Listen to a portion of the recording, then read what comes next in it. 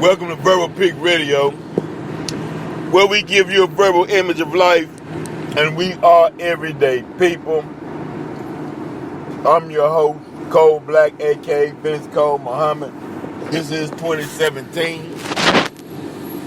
beginning of the new year. Make sure y'all check out the book Consequence that was written by Vince Cole Muhammad. Go to cdbaby.com, check out some music. cdbaby.com/COLBLAC. We getting into mythos and mythology. Now, the significant thing about mythology and the important thing about mythology is mythology can be considered as a time capsule. Mythology, for instance, if I wanted to send a message, say 300 years from now. Now, I know language would change. The way pronunciation of words would change. But there's some things that would never change. Like steel, wood, fire, water, air, the earth, dirt, people, cattle, cows, heifers, bulls, what else? That we will identify even if it's pictographs or pictures that we know that will last throughout time. So then I would have to be clever enough to describe it in a way in a future time to where when they find it, they can understand what I'm meaning. Give you an example. Just like in Rome, where they had the Colosseums, and they drew the events that took place in the Colosseums, even though, but you still might see the actual ruins of some Colosseums. But say you wanted to explain or relay the message or your excitement of your favorite gladiator that won. Today would be, let's say, football.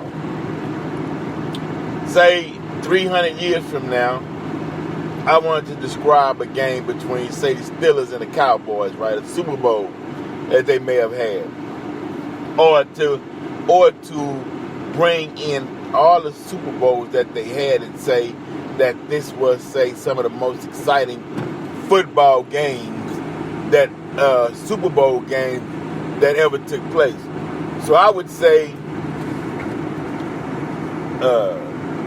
steel went against, or I'd say steel hit the cattle of many boys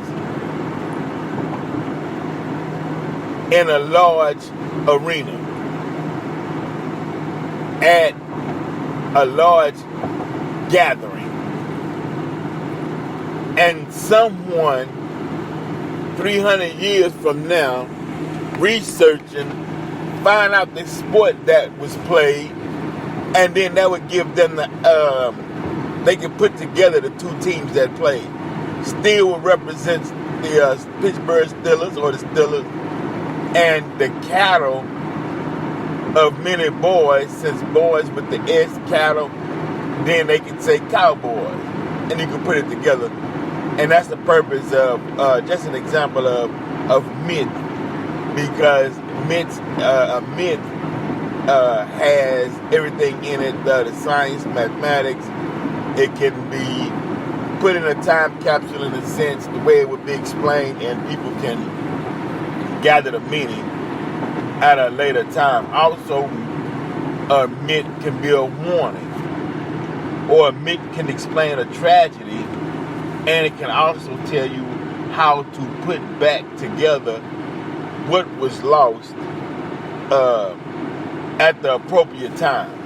Because we understand that, or everyone knows that where you are today is not where you were, let's say, 5 years ago. Or if you're knowledgeable and you've been studying, you know that you understand more today than you did, let's say, 5 years ago. Because knowledge is ever growing. You're forever learning. Like Neely Fuller says, I'm still studying. You know, we all still studying. So that's the purpose of mythology. Now we'll get into an ancient myth dealing with Isis and Osiris. We'll take that one. Story goes that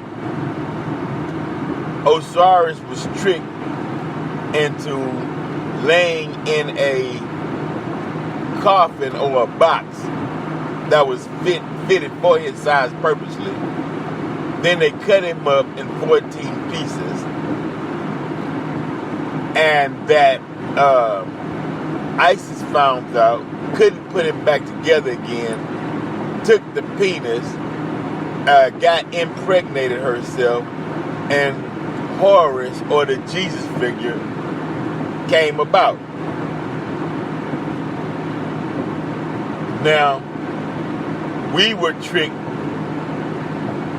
into coming to America on a slave ship called Jesus in 1555 by John Hardy Hawkins, talking about black people. Also, we were spread it throughout the 13 colonies. But the 14th piece, which was the phallus or the penis, represents man or creation. The 14th piece, or let's say when I was in elementary school, they had a saying about Santa Claus. They would say Santa Claus was a good old man. He jumped out the window with his penis in his hand, but we say the actual word. Or they'd say the only thing a black man owns is his penis in his hand. That was just something to remind us of the myth of Isis and Osiris, used to explain a future situation that we would be going through. That also ties into the teaching of the Honorable Elijah Muhammad that's being taught today by Brother Farrakhan, when it was said that if you teach a man, you teach an individual. But when you teach a woman or a female, you teach a nation. So, actually, what it's saying is that although you chopped Osiris up into 14 pieces, his phallus or his penis was found. Meaning, although you mentally and physically destroyed the black man, he still can be resurrected, and we still can pull out his greatness through his genetic coding and his DNA when the woman is properly taught, and she will produce one that will make him whole again. So it didn't matter. And that's why when they figured out the myth, they start putting things in your food, going straight into your inner selves, hoping that you will not produce that one great person who would come with the light of truth. But that one person who came with the light, who came to America July 4th, 1930, who gave light upon light to the Honorable Elijah Muhammad, who gave light to his ministers, but gave so much light to one to where the light was so bright that it was able to shine on millions, proving 1995 the first Million Man March. Now millions have light, and then that millions put light upon light, and now you're seeing people standing straight up. They're being erected. And so the obelisks or the tekens that you may see in Washington, D.C.,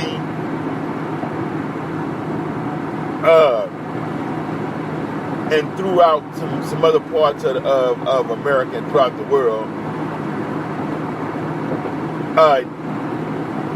is twofold. One is to remind Satan to stay on this job, but also to remind us to procreate with knowledge as the base.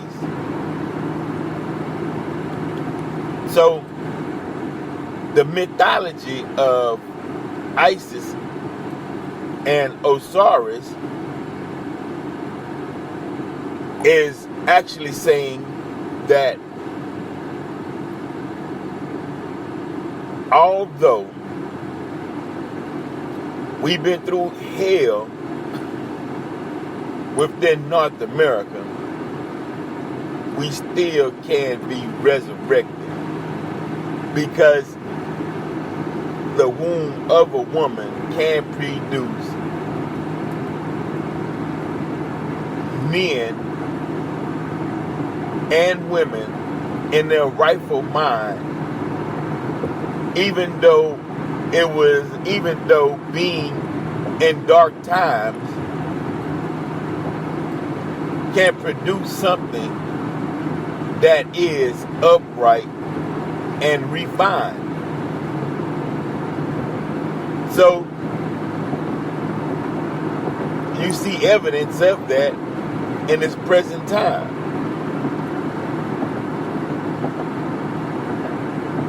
You see people shredding controlled religion for spirituality, or let's say the religion of today is truth. And when the religion of the day becomes truth, then you seek for where the most truth is overflowing at, to where you can build. And you see it now, knowledge is being born within the children. People are communicating.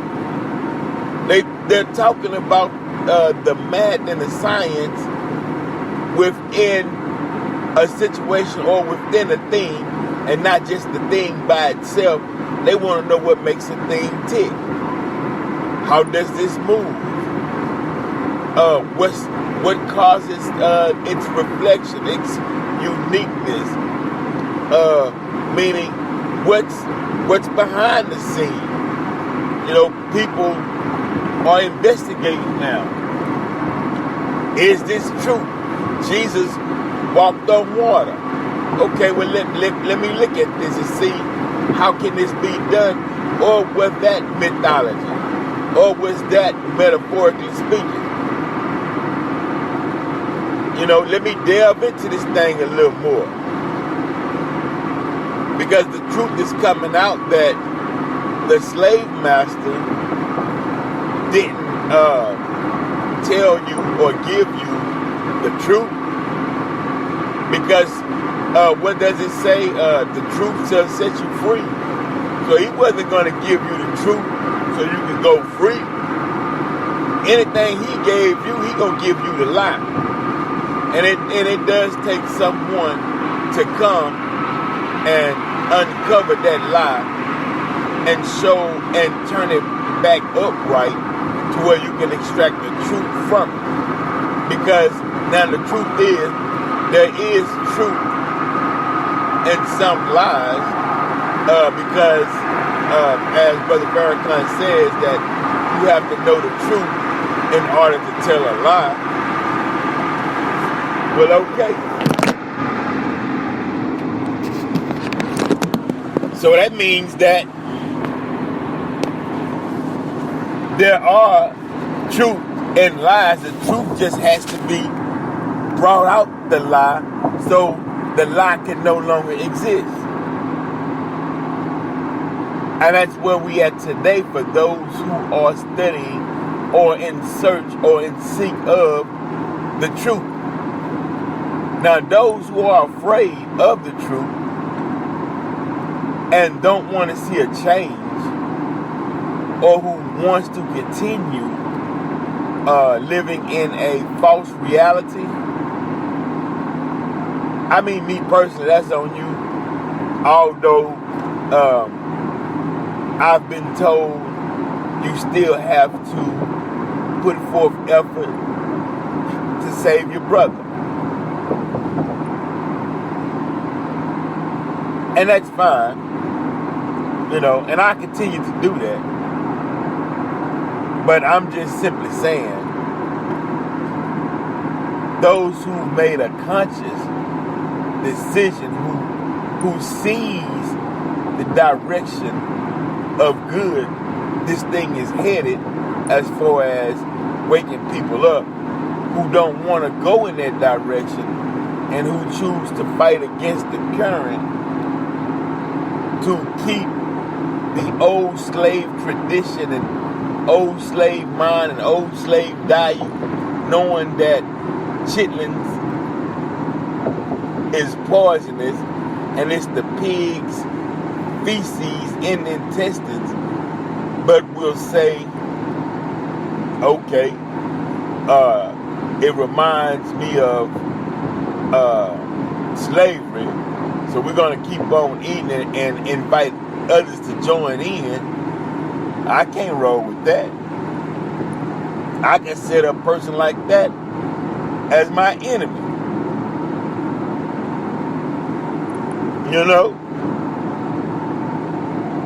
Because why would you force upon somebody a slave plate in 2017 when we're moving towards freedom?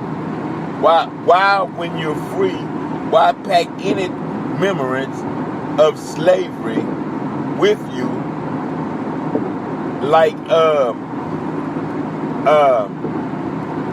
Lot's wife?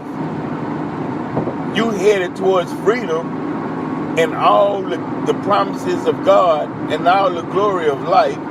So why would you turn around and look back in the past and get turned into a pillar, and she deserved to be turned into a pillar of salt?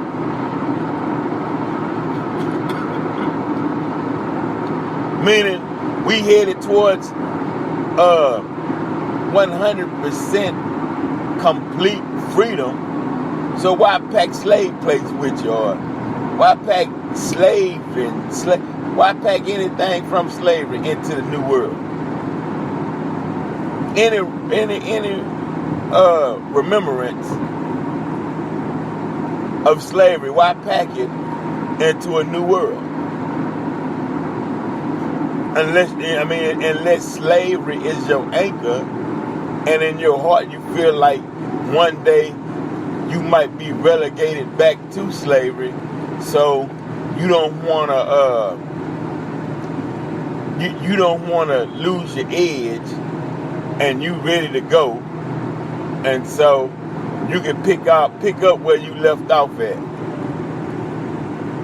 I mean, if that's your mindset, go ahead on, but don't corrupt me with it. Cause my mindset, I never go back. We fighting to the end. So, who in their right mind would want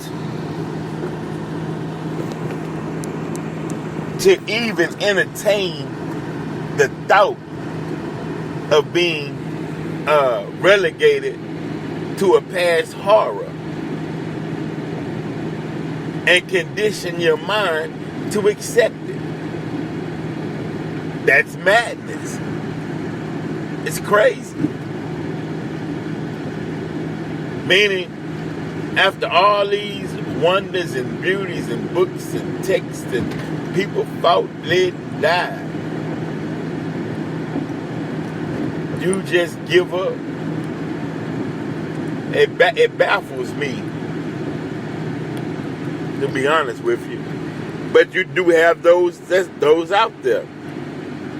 You know, you do have those who will pass on old slave teachings to their children. Old slave ways, pass it on down to another generation. Old slave eating habits, old slave dietary laws. Just keep passing it on. And then wondering why problems occur. Things not working right. Something is wrong.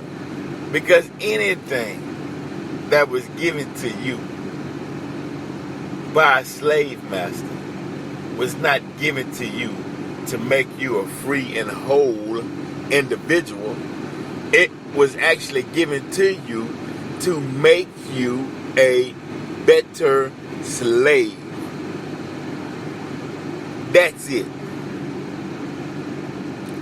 The passages that they wrote in the Bible to give to the preacher to preach, and told you only stay in this part because it was due to the fact that its only purpose was to make you a better slave. That was the only reason why they wrote that in. Because when you go to the original text, it's not there. All of that slave obey your master, and all of that, if you cold, you give your master your coat. Teaching such as those was to make you a better slave. So remember, mythology. When you study mythology, it is a science. And if you close your eyes and meditate, the meaning of the mythology will come to you, to your Akashic records, or through your Akashic records, from your bloodline of your ancestors who was around at the time when they wrote the mythology. Verbal Pick Radio, and we out.